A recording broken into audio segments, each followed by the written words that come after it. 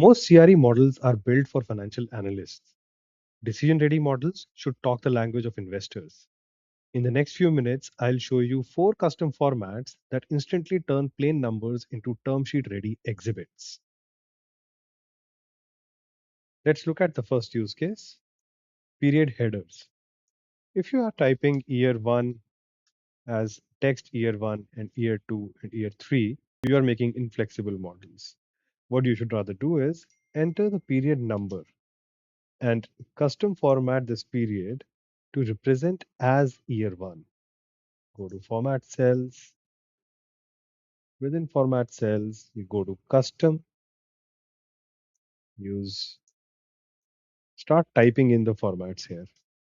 You can use double quotes. Within double quotes, write year, give a space, finish the double quotes, and then a hash. This takes in the year as text, which will appear in all the numbers that are going to be typed in this cell, and then represent the actual number of period, which is hash. I say OK, and you see year 1 written over here. What I could do is just copy and paste this whole formats in all the cells and use actual formulas to calculate the period. And now you see this, I can have a 7-year timeline with numbers actually entered into Excel, and Excel can use them as numbers, but represented as year 1, year 2 to year 7. Let me move to the next use case, representing debt service coverage ratio. It is a calculation which is a ratio of net operating income and the debt service, but it requires to be represented as 1.43x and not only 1.43. So you right click on 1.43, which is a calculated field, go to format cells,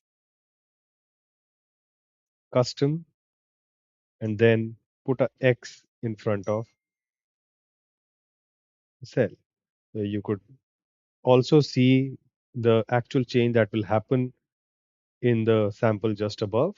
I click on OK, and you see this is 1.43x now. Now this is actually still a number. So if I just do any calculation on it, you'll see that the calculation works.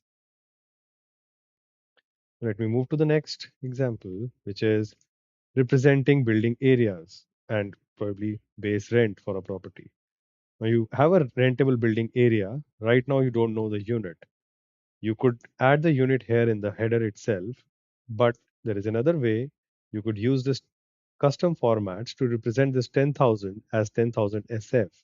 In the custom formats, I type in double quotes SF. You see this 10,000 converts to 10,000 SF. Now this still works as a normal number. Same thing for base rent.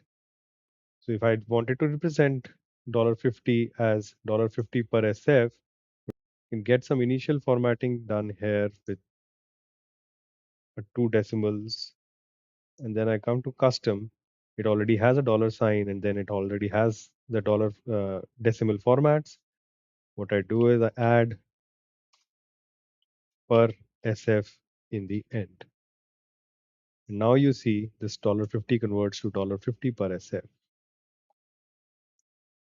This last use case is actually an open interpretation of this capability. It could be used for multiple different things. I'm showing you another example how I can make this inflation rate 3% as more indicative of what this means. And then in custom formats, in front of percent, before this, I could write expense inflates at 0.0.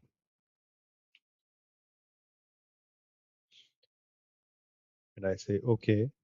Now you see this shows expense inflates at 3% instead of just 3%, so that you know what this number means and you still use it as a number. Now let me go to the next tab, which shows the actual implementation of these formats.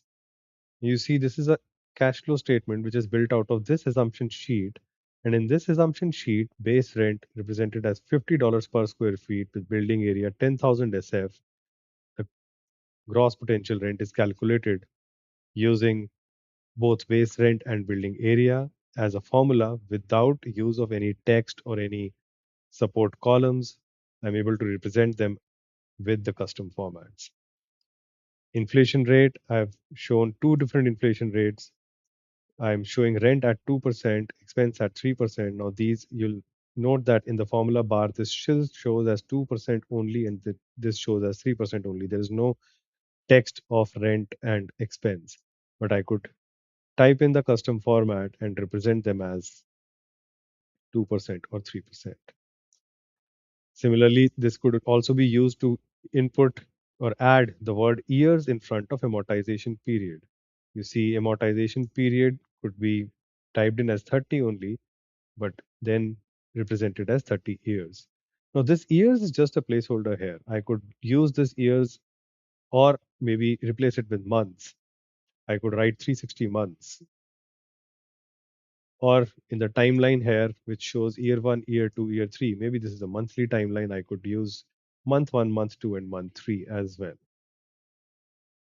This makes my cash flow very robust because in the formulas down below, I'm using these period headers to calculate the number of period I'm in.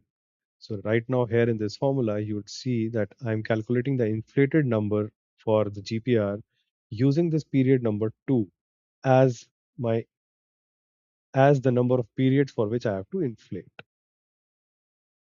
So the power of this is that you get to see the number in the actual format that the reader should get and still have the flexibility to create a model, create calculations on top of these inputs which are represented in the end format.